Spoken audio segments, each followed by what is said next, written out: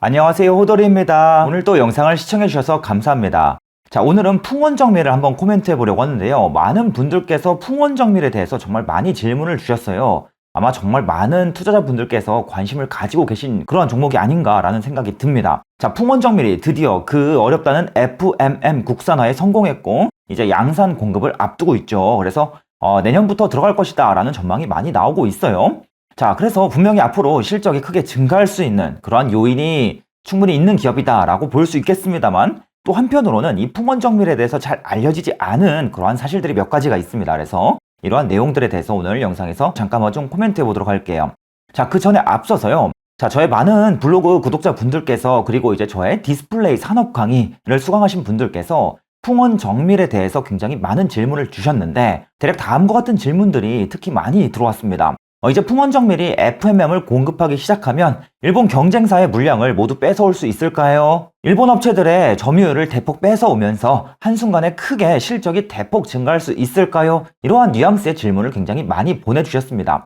자, 일단 여러분, 풍원정밀은요, LG 디스플레이, 삼성 디스플레이 모두 FMM 공급처를 다변하고 싶어 한다라는 점에 비추어서 풍원정밀의 FMM이 이제 양산에 들어가면 우리나라 디스플레이 기업들이 채택해줄 확률이 매우 높습니다. 그럼에도 불구하고 바로 점유율이 한순간에 대폭 증가하면서 일본의 물량을 모두 뺏어올 수 있는 것은 아니에요. 왜 그런가 하면 우리가 이제 OLED 디스플레이를 좀 더 상세하게 이해할 필요가 있습니다. 자, 굉장히 쉽게 한번 풀어드리겠습니다. 자, 여러분 잠시만요. 제가 댓글에 링크를 남겨드렸습니다. 멘톡에서 디스플레이 산업 강의를 진행합니다. 많은 관심을 부탁드리겠습니다. 자, 그럼 넘어가세요. 자, 먼저 여러분, 모든 디스플레이는 빨간색, 초록색, 파란색 빛이 나옵니다. 그래서 레드, 그린, 블루, RGB라고 부르죠. 그래서 디스플레이 내부를 상세하게 들여다보면, 픽셀을 아주 자세하게 들여다보면 RGB로 이루어져 있는 것을 볼 수가 있어요. 자, 그런데 실제로 요즘 스마트폰을 들여다보면 레드 하나, 그린 하나, 블루 하나 딱 가지런히 모여있는 그러한 모양을 띠지 않습니다. 그럼 어떤 모양을 띠냐면, 이건 이제 삼성전자가 출시했었던 갤럭시 노트 2에 들어가는 올레드 패널을 확대했을 때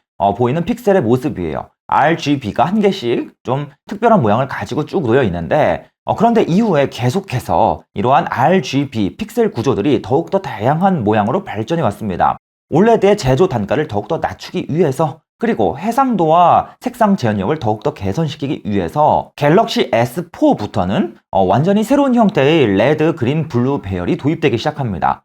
그래서 그림을 보시면은 앞에서 보셨던 픽셀과 굉장히 좀 다른 모양을 가지고 있죠. 그래서 삼성은 이러한 픽셀 구조를 가지고 있는 올레드 패널을 다이아몬드 픽셀이라고 이제 이름을 붙이기도 했습니다. 자, 그런데 여러분, 여기서 멈추지 않습니다. 계속해서 더욱더 올레드의 성능을 극대화시키기 위해서, 우리가 볼 때 화면을 더욱더 깔끔히 그리고 저전력으로 만들기 위해서 이러한 픽셀 구조가 지속해서 업그레이드 되어 왔어요. 그래서 예를 들어서 보시면 근래에 출시된 갤럭시 Z 플립 3라는 제품의 화면을 쭉 현미경으로 확대해서 보면 그림에서 보시다시피 픽셀이 무언가 동글동글하게 바뀌어 있는 것을 볼 수가 있죠. 그래서 삼성이 라운드 다이아몬드 픽셀이라고 이름을 붙인 픽셀 안에 동글동글한 RGB가 형성되어 있는 것을 볼 수가 있다는 것입니다. 자, 그런데 여러분, 중요한 점이 있습니다. 이처럼 RGB의 모양 그리고 배열이 계속해서 꾸준히 업그레이드가 되어 왔는데요.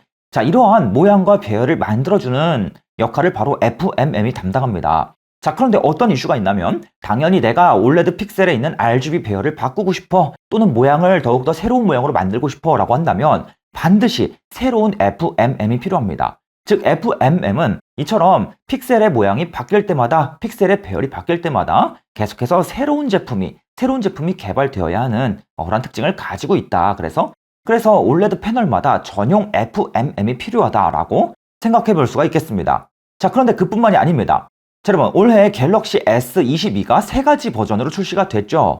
그래서 기본형이 있고 플러스형이 있고 울트라형이 있고 3가지 상세 제품들이 출시가 되었는데, 자, 이들 3가지 제품에 들어가는 올레드 패널이 또 당연히 달라집니다. 이 올레드 패널의 사이즈, 그리고 화면 비율, 그리고 내부 픽셀 개수가 모두 다 다르다는 것입니다. 자, 그러면 또 어떤 이슈가 생기겠습니까? 이들 3가지 제품 각각의 패널을 만들기 위해서 또 각각의 FMM을 써주어야 합니다. 즉 스마트폰 종류가 달라지면 또다시 새로운 FMM이 필요하다는 것이죠. 즉 FMM은 여러분 다 품종입니다. 자, 그래서 FMM 업체는 이처럼 스마트폰의 종류가 다양해지면 각기 다른 FMM을 공급한다라고 보시면 되겠습니다. 자, 그런데 여러분, 더 중요한 게 있어요. 여기서 끝나지 않아요. 자, 여러분, 스마트폰 중에는 비싼 고사양 모델이 있는 반면에 비교적 가격이 저렴한 중저가 모델이 있죠. 자, 그런데 이때 비싼 고사양 모델에는 고해상도 올레드 패널이 탑재가 되고요. 비교적 저렴한 중저가 모델에는 저해상도 올레드 패널이 탑재가 됩니다. 자, 그럼 이처럼 올레드 패널이 고해상도일 때와 저해상도일 때 당연히 각각의 패널을 만들어주기 위한 FMM이 또 따로 있습니다. 자, 그런데 이들 FMM이요. 당연히 어떻겠습니까? 고해상도 패널을 만들 때 필요한 FMM이 저해상도 패널을 만들 때 필요한 FMM보다 당연히 더 성능이 좋고 단가도 높은 그러한 특징을 가지고 있습니다. 패널이 고사양이야 저사양이야에 따라서 FMM도 고사양이야 저사양이야 나뉜다라는 것입니다. 자, 그런데 여러분, 풍원정밀은 지금 이제 FMM 시장에 들어가는 후발 기업이에요. 그럼 당연히 어떤 제품부터 먼저 공략하겠습니까? 고사양 FMM부터 공략하겠습니까? 아니면 저사양 FMM부터 공략하겠습니까? 당연히 저사양을 먼저 공략한다라는 것입니다. 왜요? 일단 기술적 장벽이 낮기 때문에 먼저 국산화를 시도하기 더 쉬워요. 그래서 이들 제품을 개발하는 게 더 쉬우니 먼저 도전하는 것이고, 그뿐만이 아닙니다. 삼성 디스플레이와 LG 디스플레이와 같은 패널 기업들이요, 섣불리 먼저 이 값비싼 고사양 패널에 덥석 새로운 FMM을 도입하기에는 리스크가 큽니다. 그래서 우선 저사양 패널에 먼저 새로운 FMM, 새로운 업체의 FMM을 써보고 성능평가 그리고 적합성 평가를 계속해서 시도해본 뒤에 풍원정밀의 제품도 충분히 괜찮네 라고 이제 합격 점수를 내리게 되면 그 이후에 이제 값비싼 고사양 올레드 패널에도 풍원정밀의 고사양 FMM을 더욱더 확대 도입해 준다라고 볼 수가 있다는 것입니다. 자, 그래서 여러분, 풍원정밀이 기존의 일본 업체들이 공급하던 FMM을 한 번에 모두 대체하면서 점유율을 대폭 늘리기 위해서는 이처럼 굉장히 다양한 종류의 FMM을 모두 만들 수가 있어야 하고요. 여기서 더 나아가서 고사양 FMM까지도 모두 만들 수가 있어야 합니다. 자, 그런데 풍원정밀은 아직 이 시장에 들어오는 후발 기업, 이제 막 사업을 시작하는 기업이기 때문에 이처럼 다양한 종류의 FMM을 한 번에 모두 다 찍어낼 수도 없거니와 고사양 FMM을 바로 찍어낼 수 있는 그러한 상황이 아닙니다.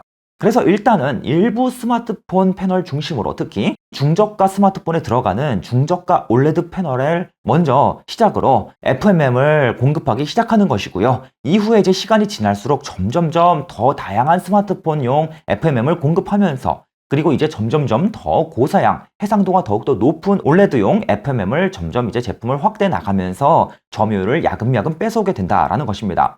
그래서 지금 증권가에서 예측하는 내용들을 쭉 살펴보면 얼추 풍원정밀이 이 FMM을 양산 공급 개시한 뒤부터 대략 한 1, 2년 동안 일본 업체들의 점유율을 대략 한 10%에서 20% 정도 쭉 뺏어오면서 우리나라 시장 점유율 대략 한 10에서 20% 정도를 야금야금 늘려가면서 FMM을 공급할 것이다 라고 실적을 추정하고 있는 것 같습니다.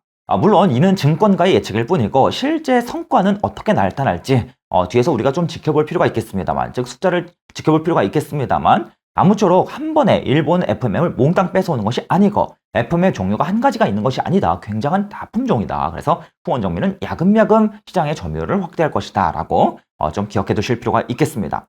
자, 그리고 여러분 또 한 가지는요, 풍원정밀은 신규 상장사입니다. 그래서 신규 상장사 고유의 리스크를 안고 있어요. 자, 개인적으로는 신규 상장사에 대해서는 아주 엄격한 기준을 들이밀고 있습니다. 이에 대해서는 또 향후에 또 기회가 되면 또 코멘트 해보도록 하겠고요. 이번 영상에서는 상세한 의견은 코멘트 드리지 않겠습니다. 자, 여러분, 멘톡에서 저의 디스플레이 산업 강의가 온라인 강의로 진행이 됩니다. 꼭 참고해 보시기 바라겠습니다. 자, 그럼 여러분, 앞으로 더 알찬 내용으로 또 인사드리도록 하겠습니다. 오늘도 영상을 시청해 주셔서 감사합니다. 이상으로 호돌이었습니다.